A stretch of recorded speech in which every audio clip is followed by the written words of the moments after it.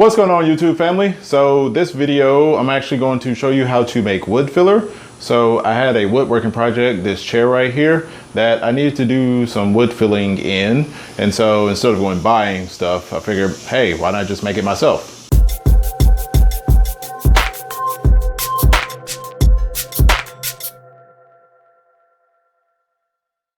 So wood filler is one of those things that you kind of need when you're working on certain woodworking projects.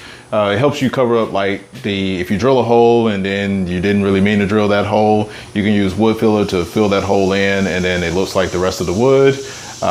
If you drill a screw, let's say for instance in this chair, you see that very light spot that's right there.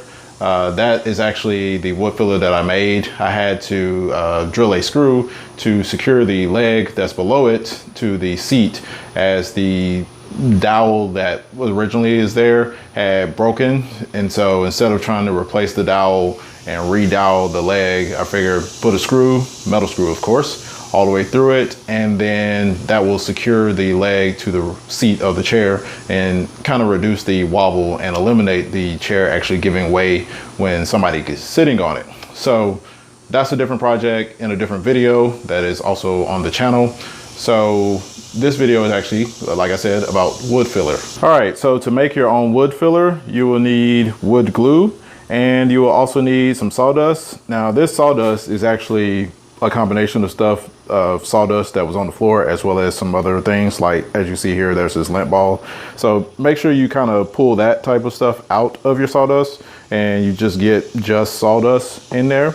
And then you mix the two together, and what you'll get is kind of like this consistency here. And so I continued to mix it until it was kind of resembling like a oatmeal thickness or a pancake batter thickness. And so once you achieve that, then you can apply it to whatever it is that you need to fill in.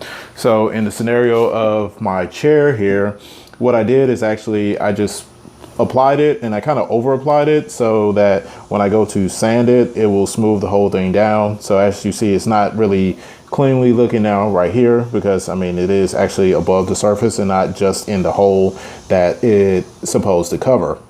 Now, if you don't have any sawdust laying around, what you can do is just take some wood, whether it's this plywood back here or these 2x4s I have hanging here, and either cut them so you can make some sawdust if you have a saw. If you have a sander, you can just sand it down and that'll make sawdust as well. And then do the same procedure of mixing the sawdust together with the wood till you get the appropriate consistency that works for you. If you have any questions about this, feel free to drop those in the comments section below. And if you like this video, please give it a thumbs up. Last but not least, be sure to check me out on Instagram and Twitter at almost ENGR, and my website, thealmostengineer.com.